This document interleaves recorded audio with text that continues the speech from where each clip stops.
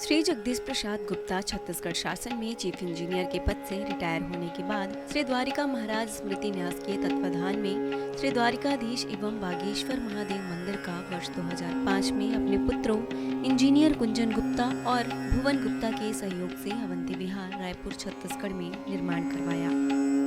श्रीमद् भागवत कथा, राम कथा, गीता तत्व, वेदांत आदियों के तात्पर्य को व्यासपीठ से कहने के कारण इन्हें शब्दों द्वारा आचार्य श्री जगदीश भी कहा जाता है। अपना संपूर्ण जीवन परमात्मा की सेवा में दे दिया। आपने परमात्मा भगवान श्री द्वारिकाधीश के दिव्य गुणों और कर्मों को लेकर अभी तक 15 ग्रंथों की रचना की है। इन सभी ग्रंथों को भारतवर्ष के जगत गुरु और महापुरुष संतों के द्वारा आशीर्वाद प्राप्त हुआ है। इनमें से श्वेता स्वरूप उपनिषद, श्री राम कथा अमृत से अनमोल, मुंडक उपनिषद, कथा उपनिषद, सरलतम बोध, इन पुस्तकों पर उनके सारे प्रवचन यूट्यूब पर अपलोड कर दिए गए हैं। किताबों का नाम डालकर लिंक ओपन करके आप उसका आनंद उठा सकते हैं। श्रीमद् भागवत और वेदांत सार प्रथम खंड के द्वितीय विचार सृष्टि विज्ञान के द्वारा परमात्मा का निरूपण, इसका उद्बोधन सुन रहे हैं आप। श्रीमद् भागवत और वेदांत सार प्रथम खंड के द्वितीय विचार सृष्टि विज्ञान के द्वारा परमात्मा का निरूपण, इसका उद्बोधन सुन रहे हैं आप। तो जब ब्रह्मा जी को अपने मूल को जानने का उनका मनोरथ सफल नहीं हो पाता, वे भगवान की था नहीं पा सके, अपने जन्मदाता को नहीं जान सके, पुनः कमल के आसन पर विराजमान हो गए, अपने चित्त को निसंकल्प किया और समाधि में स्थित हो गए। अब ये देखिए, यहाँ से निकल रहे हैं ब्रह्मा, भगवान के अंदर जितनी जीवात्मा, जितने लिंग शरीर हैं, इनकी मुक्ति नहीं हुई है। वो सब के सब जो है रजगुण स्वीकार कर लिया भगवान ने। अब ब्रह्मा को वहाँ सब पासान हो रहे हैं कमल की नाल से। अब ब्रह्मा की उत्पत्ति होगी। अब सब चीज का दायित्व ब्रह्मा जी बाबू खोज रहे, मैं कहाँ से उत्पन्न हो गया। जीव चाहे और खोजे कि मैं कहाँ से आया हूं, तो क्या मालूम हो जाएगा उसको? वो तो बाहर आ गया, नाल कट गई। ध्यान दीजिए, पहला काम नाल कटनी होता है, अर्थात ज्ञान नहीं हो पाता। कब भगवान की साख नहीं पा सकते, अपने जन्मदाता को नहीं जान सकते, और पुनः कमल के आसन विराजमान हो गए, अपने चित्त को निसंकल्प किया और समाधि में स्थित हो गए। समाधि, समाधि से तात्पर्य परम कल्याण में मन को एकाग्र करना। जब तक ऐसा आप नहीं करेंगे, परमात्मा के साथ अपनी साधर्मता को आप नहीं जान सकते, अपनी तादात्म्यता को आप नहीं जान सकते। परमात्मा को खोजने के लिए ब्रह्मा जी कमल की नाल में घुसकर अनेकों बार ऊपर नीचे हुए, नहीं पा सके। इससे एक मत यह भी साबित हुआ कि ऊपर नीचे ढूंढने से परमेश्वर नहीं मिलता। वैखरी वाणी, मुंह से निकलने वाली, मध्यमा वाणी, ये जो है मणिपुर चक्र से मध्यमा वाणी, मूलाधार चक्र से परा वाणी, और इसके बाद अनाहत चक्र से मध्यमा वाणी, और जो है मुखार में से निकलने वैखरी वाणी, कि मूलाधार में जाकर परमात्मा के साथ एकता का अनुभव करना होगा। ये ने वैखरी वाणी, मध्यमा वाणी, बसंती वाणी, परावाणी के मूलाधार में जाकर ये पूरी वाणी का संचरण होता। मूलाधार, इसको कैसा कहा गया भागवत में, भगवान श्री कृष्ण समझा उद्धव को, सएष जीवो विवारा प्रसूति प्राणेन घोषेण गुहाम प्रविष्टा।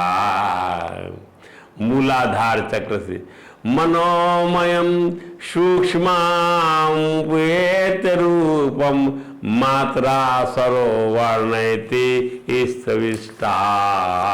हे उद्धव, जिस परमात्मा का इनडायरेक्ट वर्णन किया जाता है, वे साक्षात, वो साक्षात क्या है? वह इनडायरेक्ट, वो जो है डायरेक्ट हैं, वो डायरेक्ट इनडायरेक्ट ही हैं, वह इनडायरेक्ट डायरेक्ट ही है, अर्थात अपरोक्ष हैं, छिपे हुए नहीं है, क्योंकि वे निखिल वस्तुओं को सत्ता स्फूर्ति जीवन दान करते हैं। सा एष वह परमात्मा, सा एष जीवो विवर प्रसूति। विवर हर हर छिद्र को हर जगह चेतना देने वाले वही हैं। वे पहले अनाहत नाद स्वरूप परावाणी नामक प्राण के साथ मूलाधार चक्र, मूलाधार कहाँ चक्र है, ये गुदा द्वार पर मूलाधार चक्र है, वहां प्रवेश करते हैं भगवान किसके साथ, प्राण के साथ। वहां से ध्यान दीजिए, उसके बाद नाभि से मणिपुर चक्र में आकर पश्चंती वाणी का मनोमय सूत्र धारण करते, फिर यहाँ आती है पश्चंती वाणी, यहाँ वो एक वाणी बन के आती है। वो प्राण का जो घोष है बढ़ते चला जाता है, बढ़ते चला जाता है। फिर कंठ देश में स्थित विशुद्ध नामक चक्र में आते हैं। कंठ देश में विशुद्ध चक्र यहाँ स्थित है और मध्यमा वाणी के रूप में व्यक्त होते हैं, और मध्यमा वाणी के रूप में व्यक्त होते हैं। कंठ देश में आए तो क्या हो गया, विशुद्ध चक्र में आए मध्यमा वाणी, कंठ देश में मध्यमा वाणी आ गई। फिर क्रमशः मुख में आकर ह्रीश्व छोटा, छोटी मात्रा, बड़ी मात्रा, दीर्घ और उदात्त अनुदात्त आदि स्वर तथा ककरादि वर्ण रूप स्थूल कखा कखा गघा रूप में वैखरी वाणी का रूप ग्रहण कर लेते हैं। वही परमात्मा, वही परमात्मा। इसी निर्देश के अनुसार परमात्मा को पाने का एक योग यह भी कहा जाता है क्या, कि मूलाधार चक्र गुदा स्थित से स्वाधिष्ठान चक्र, मैंने कहा गुदा और जो है मणिपुर के बीच में, नाभि स्थित में मणिपुर नाभि स्थित, और अनाहत चक्र हृदय स्थित, और विशुद्ध चक्र कंठ प्रदेश स्थित, और आज्ञा चक्र भ्रुकुटी के मध्य में, और सहस्रार स्थित शीर्ष प्रदेश में ध्यान द्वारा परमात्मा को प्राप्त कर लो। कोई भी मार्ग अपनाए गुरु की आज्ञा माने। मन को एकाग्र करना और योगारूढ़ होना आवश्यक होता है। मन को एकाग्र करना और योगारूढ़ करना आवश्यक होता है, ध्यान लगाना आवश्यक है। इसे भी समझ लीजिए, योगेश्वर भगवान श्री कृष्ण कहते हैं ज्ञान की परानिष्ठा अर्थात परब्रह्म परमात्मा के ज्ञान में जिस साधन सामग्री की आवश्यकता है वह भगवान श्री कृष्ण के अनुसार गीता में प्रतिपादित की गई है।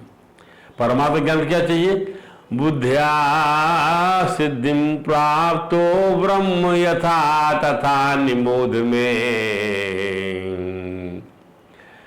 बुद्ध्या विशुद्धया युक्तो धृत्यात्मानं नियम्य शब्दादीन विषयान् त्यक्त्वा राग द्वेष विदस्य। जो विशुद्ध बुद्धि से युक्त है, बुद्धया विशुद्धया युक्तो, विशुद्ध बुद्धि से युक्त है, सिद्धि प्राप्तो ब्रह्म यथा तथा निबोध में। कैसे प्राप्त होता है ब्रह्म, मैं तुझे उपदेश देता हूं। वैराग के आश्रित एकांत का सेवन करने वाला और नियमित भोजन करने वाला साधक धैर्य पूर्वक इंद्रियों का नियमन करके धृत्या आत्मानं नियम्य, अपने इंद्रियों का धैर्य व नियमन करे और शरीर वाणी मन को वश में करके शब्दादीन, शब्द आदि विषयों को त्याग कर राग द्वेष को छोड़कर विभक्त से भी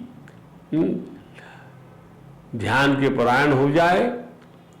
एकांत में विभक्त से भी दग्भासी प्रमित खाने वाले वाक काय मानसाह ध्यान योग परो नित्यम वैराग्यम संपासता।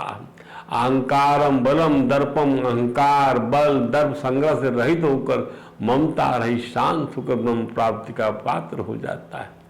जब ब्रह्मा जी ने ध्यान लगाया तो चीज सैकड़ों वर्षों में नहीं मिली थी, वो ध्यान लगाते हृदय में मिल गई।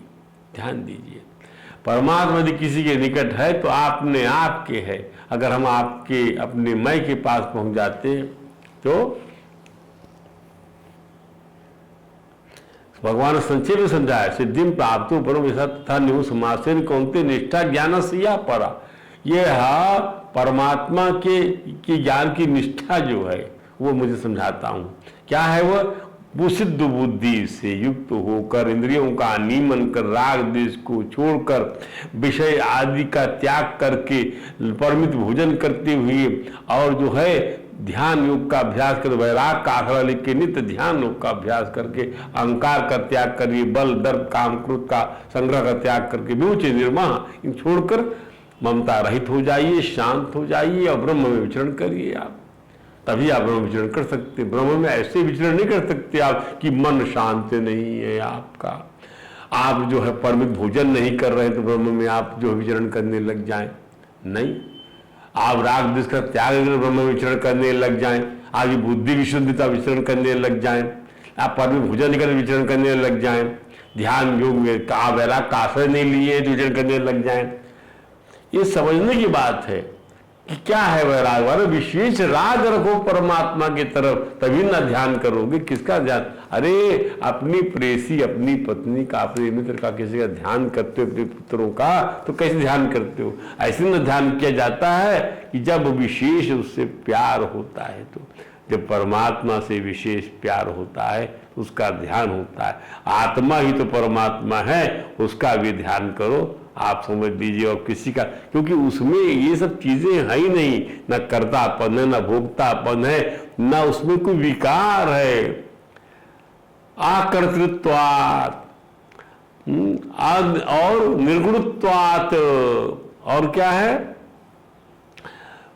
अविकारात्वात्, कोई चीज उसमें नहीं है। वो प्रकृति में स्थित जरूर है और संबंध बनाता है अपना प्रकृति के साथ, प्रकृति के साथ संबंध, प्रकृति को शक्ति भी देता है, चेतना भी देता है, और प्रकृति उसको जो है वो प्रकृति के साथ में वो कैसे वो आकर्षित हो जाता है, या वो उसको आकर्षित करता है।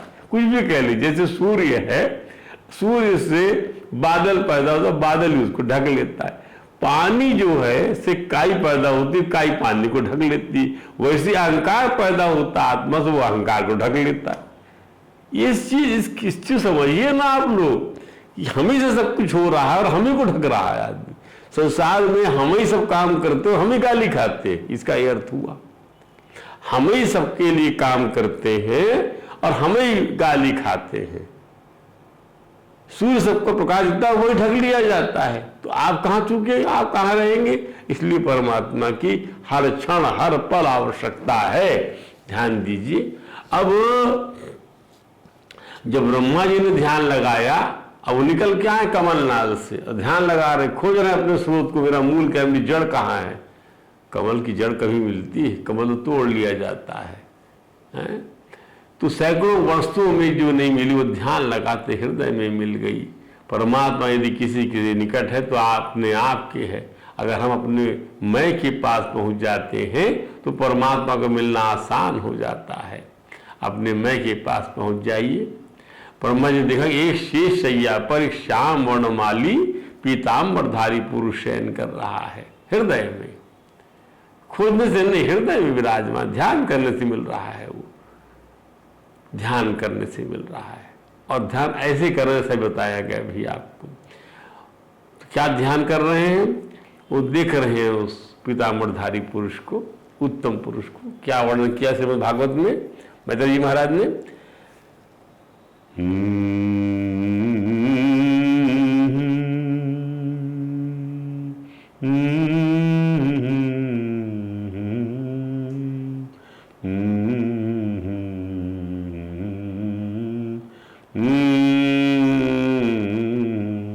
मुखेन लोकार्तिहरस्मितेन, मुखेन लोकार्ति हर स्मितेन परिस्फुरत कुंडला मंडितेन। क्या बात है! लोकार्तिहारी मुस्कान, लोगों के दुख को दूर कर दे ऐसी मुस्कान।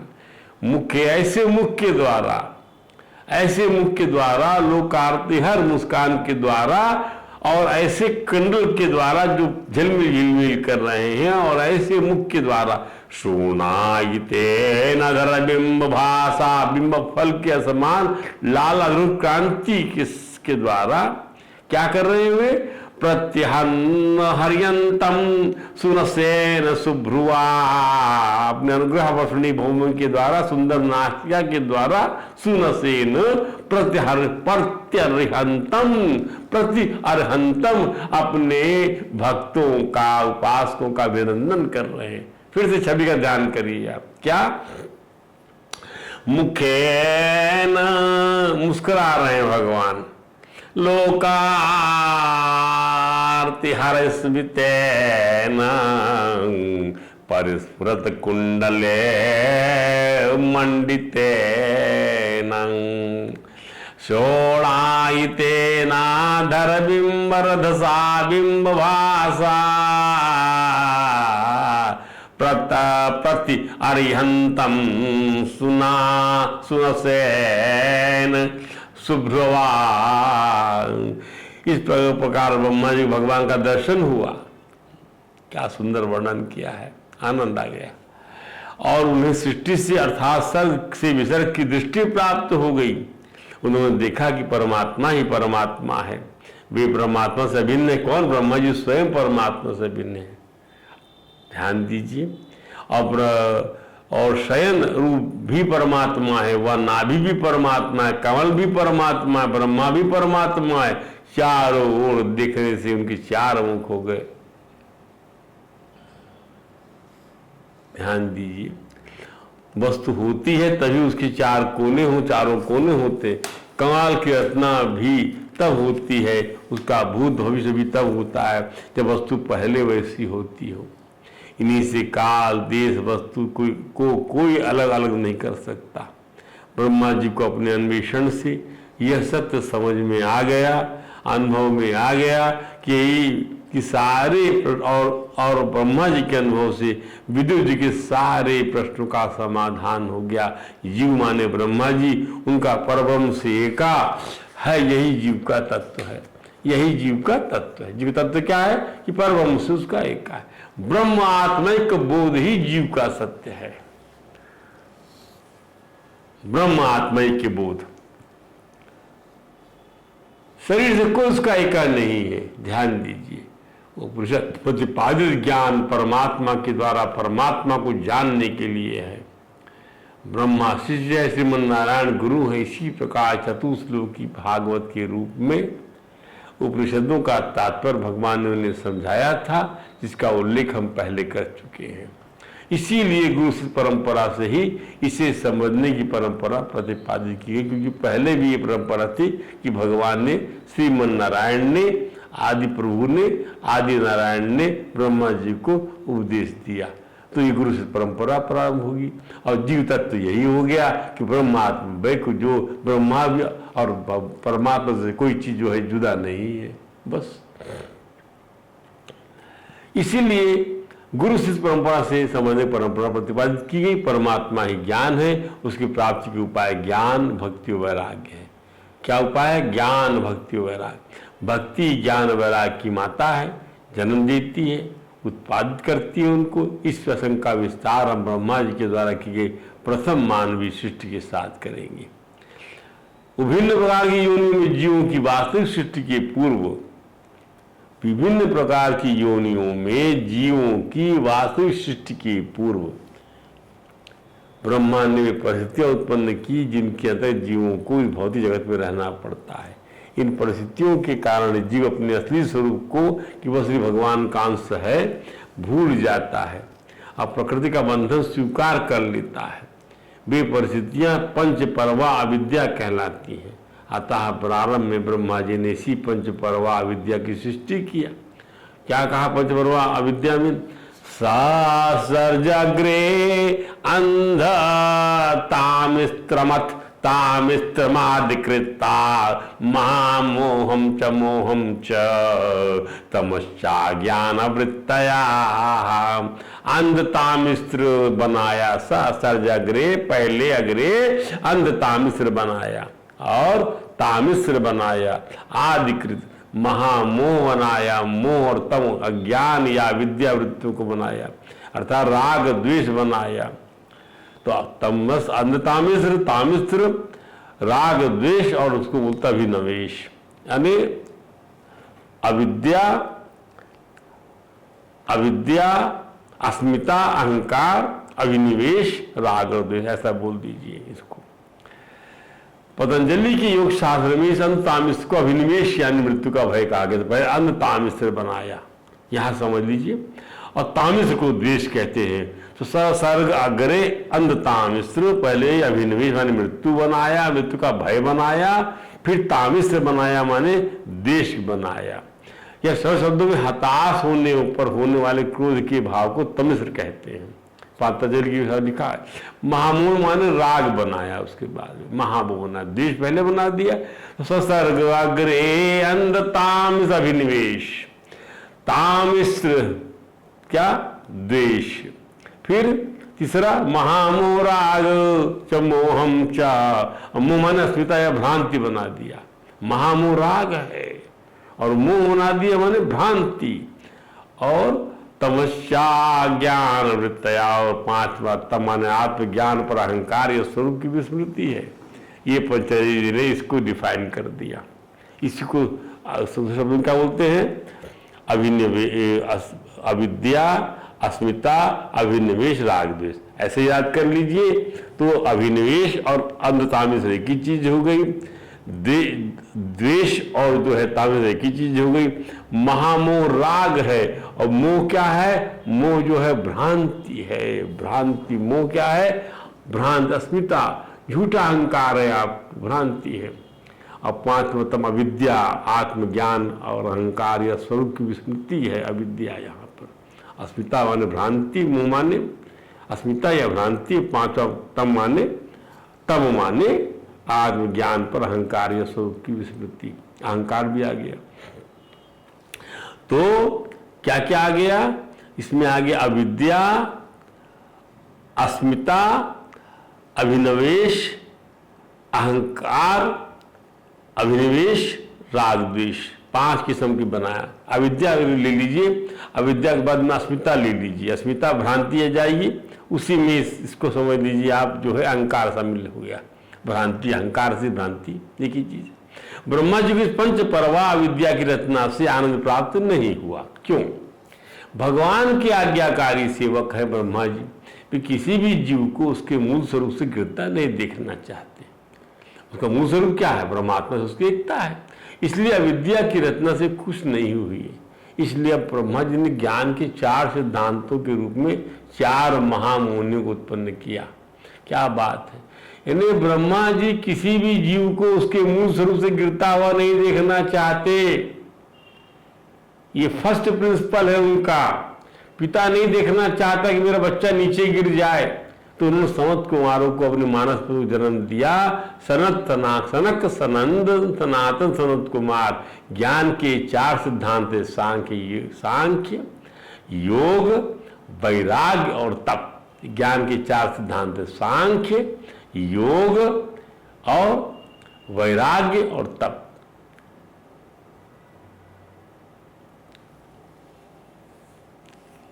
सांख्य हम जानते हैं, गीता में सांख्य की बात ही की गई है। सांख्य को समत योग, निष्काम कर्म योग, सांख्य योग, वैराग्य और तप ले लीजिए।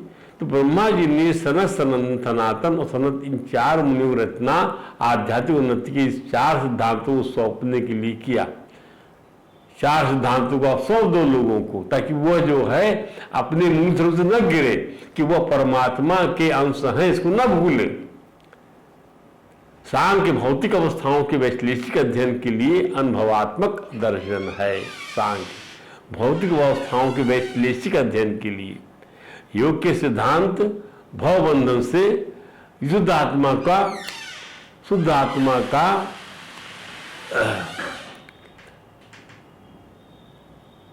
को मोक्ष दिलाने के लिए योग के सिद्धांत से। और वो क्या सांख्य क्या है, भौतिक अवस्थाओं के वैश्लेषिक अध्ययन के लिए। भौतिक अवस्था में कौन सी कैसी है, उसका वैश्लेषिक अध्ययन किया जाए, विशिष्ट अध्ययन करेंगे उसका। अनुभवात्मक दर्शन है वो सांख्य। दूसरे शब्दों में, जीवन में भौतिक भोग से कोई व्यक्ति ही उच्चतम आध्यात्मिक ज्ञान तक पहुंचा सकती है। भौतिक भोग से संपूर्ण व्यक्ति ही उच्चतम आध्यात्मिक ज्ञान तक पहुंचा सकती है। यह है सांख्य। और ये जो है, ये हो गया आपका वैराग्य। और चौथा सिद्धांत है तप। ये 4 सिद्धांत तो 4 मानसपुत्र ब्रह्मा जी के, ध्यान दीजिए। आध्यात्मिक उन्नति के लिए सांख्य योग ऐसा समझ लीजिए, और दूसरा कर्म योग, बुद्धि योग ऐसा समझ लीजिए, गीता में जानते। और तीसरा वैराग और तप। चौथा सिद्धांत इसका तात्पर्य तपस्या से जो आध्यात्मिक सिद्धि के लिए स्वेच्छा से की जाती है। सनत कुमार ने चारों सिद्धांतों के लिए अपना निजी संप्रदाय चलाया, जो भक्ति उन्नति के लिए कुमार संप्रदाय अथवा बाद में निम्बार्क संप्रदाय कहलाया। वाह क्या बात है। ये निजी संप्रदाय कुमार संप्रदाय अथवा निम्बार्काचार्य संप्रदाय, ये सभी महान मुनिगण महान भक्त बने, क्योंकि भगवान की भक्ति के बिना आध्यात्मिक महत्व के किसी भी कार्य में सफलता प्राप्त नहीं की। समझिए इस बात को, कोई ये बात आपको नहीं बताता, न समझा सकता इस चीज को। चार विद्वान, चार कुमार सर्ग के लोग, कुमार सर्ग बोलते हैं जब भगवान ब्रह्मा ने बनाया सृष्टि, कुमार सर्ग बनाया, क्योंकि वे नहीं चाहते थे कि जीव अपने मूल स्वरूप से नीचे गिरे, पतन हो जाए उसका, तो उसको जो है सांख्य का ज्ञान हो, उसको योग का ज्ञान हो, तपस्या का ज्ञान हो, और उसको जो है तपस्या, उसको जो है वैराग का ज्ञान हो, क्योंकि योग संपूर्ण आध्यात्मिक ज्ञान तक ऊपर उठने के लिए, वैराग उत्तम आध्यात्मिक ज्ञान ऊपर उठाने के लिए, और सब जीवन भौतिक भोग से पूर्ण व्यक्ति उत्तम आध्यात्मिक ज्ञान तक बनाते। यही आत्यंतिक जो है, आत्यंतिक आनंद इसी में मिलेगा आपको। जीरो सारो है जहाँ पर, जीरो सारो, जीरो ग्रीफ। ये कई बातें भी आएंगी जब समझाया जाएगा आपको। इस प्रकार अविद्या की उत्पत्ति के पश्चात विद्या प्राप्ति के साधन सांख्य योग वैराग तप के प्रणेता सनत कुमारों को मानसिक रूप से उत्पन्न करने। अब कितनी बड़ी बात समझने में आई, क्यों सनत कुमार आ रहे हैं, क्यों ऋषि मुनि आ रहे हैं, क्यों ब्रह्मा जी इनको पहले ला रहे हैं। इन्हें सब चीज बनाई जा रही है आपके लिए, आपके हित के लिए, कि आप उसका पालन करो। भाई मैं नहीं चाहता कि आप गिरे, भगवान ने सब बनाया है तो उसको सोच समझ के बनाया है, आपको पूरा अवसर भी दिया है। वजह से कहा, जैसे बच्चा, आप अपने बच्चे के लिए बनाते नहीं है कोई चीज, अपने बच्चे के लिए क्या बनाते हैं, उसके लिए आप खिलौना लाते हैं, तो ध्यान देते हैं कि उसको तोड़ेगा फोड़ेगा, कहीं यहाँ से वहां तक जाएगा तो अपने वापस घर में लौट के आ जाए, कल्याण उसका सोचते हैं। वैसे ब्रह्मा जी ने भी कल्याण सोचा कि परमात्मा से ये अपने आप को अलग न समझे, बच्चा अपने आप को बाप से अलग न समझे, बाप की आज्ञा का पालन करे, इसको यूं समझ लीजिए। तो ब्रह्मा जी ने सनत कुमार को उत्पन्न करके कहा, प्रजा सृजत पुत्र कहा, हे पुत्रों प्रजा का सृजन करो, परंतु मोक्ष के सिद्धांत के प्रति प्रतिज्ञाबद्ध एवं भगवान श्री कृष्ण के परायण होने के कारण उन्होंने पिता ब्रह्मा जी की आज्ञा के पालन में कोई रुचि नहीं दिखलाई। कोई ऐसा वासनात्मक संस्कार ही कहीं पर नहीं है। प्रजा के सृजन के प्रति उनकी समीक्षा की दो प्रकार से विवेचना की जा सकती है। एक तो पिता का आदेश मानना चाहिए, और दूसरे पर पिता माँ के प्रति अनुराग को बढ़ाना चाहिए। पिता है ब्रह्म और उनके पिता है भगवान श्री कृष्ण वासुदेव आदि नारायण श्री कृष्ण। श्रीमद् भागवत में योगेश्वर करभाजन जी महाराज ने महाराज जनक से कहा, क्या कहा 11वें स्कंद में कि 5वें अध्याय का 41वां 42वां मंत्र है।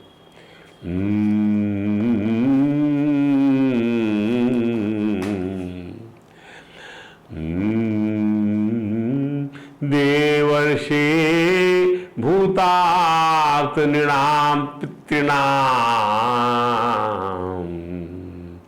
न किंकरो नायमृणी च राजन।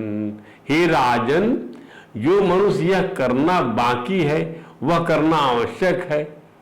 जो मनुष्य कहता है ना किम करो, ना किम करो, ना अयम ऋणी, ये कर बाकी है, ये करना बाकी है, वो करना आवश्यक है। देवर्षि भूतात् नृणां पितॄणां इत्यादि कर वासनाओं का अथवा भेद बुद्धि का परित्याग करके जो मनुष्य ये करना बाकी है वह करना आवश्यक है, ऐसी कर वासनाओं का अथवा भेद बुद्धि का त्याग करके देवर्षि भूतात् नृणां पितॄणां न किंकरो नायं ऋणी च राजन। सर्वात्मनाया शरणं शरण्यं गतो मुकुंदं परिहृत्य कर्तं स्वपाद मूलं भजता प्रियस्या त्यक्त्यानुभावस्य हरि परेश विकर्म यच्चोत्पतितं कथंचित् धुनोति सर्वा हृदय सन्नविष्टा। ध्यान से समझिए इस श्लोक को, फिर विश्राम देंगे। इत्यादि जो करना बाकी है, यह करना आवश्यक है, अथवा भेद बुद्धि का परित्याग करके सर्वात्म भाव से शरणागत वत्सल प्रेम में वरदानी भगवान मुकुंद की शरण में आ गया है, वह देव ऋषियों पितरों प्राणियों कुटुंबियों और अतिथियों के ऋण से ऋण हो जाता है। देव ऋषि भूतादृणाम पितृणाम न किंकर नायम ऋणी च राजन। ये करना आवश्यक है, यह करना बाकी है। इन कर्म वासनाओं का अथवा भेद पर त्याग करके सर्वात्मना सर्वभाव से जो भगवान की शरण में आ जाता है, मुकुंद की शरण में आ जाता है, प्रेम में वरदानी भगवान की, वह जो है सबसे देवताओं से ऋषियों पितरों प्राणियों कुटुंब में सबके व्यक्तियों से ऋण से ऋण हो जाता है। वह किसी के अधीन, किसी का सेवक, किसी के बंधन में नहीं रहता है। साथ ही जो प्रेमी भक्त अपने प्रीतम भगवान के चरण कमलों का अनन्य भाव से दूसरी भावनाओं अवस्थाओं वृत्तियों और प्रवृत्तियों को छोड़कर भजन करता है, उससे पहली बात तो वह कि पाप कर्म होते ही नहीं, पर यदि किसी बार हो भी जाए तो प्रभु परमात्मा उसके हृदय में बैठकर यह सब धो डालते, उसके हृदय को शुद्ध करते। धुनोति सर्व हृदय सन्निष्ठा। आप इसका अगली व्याख्या कल बताएंगे, आज यही विश्राम देते हैं।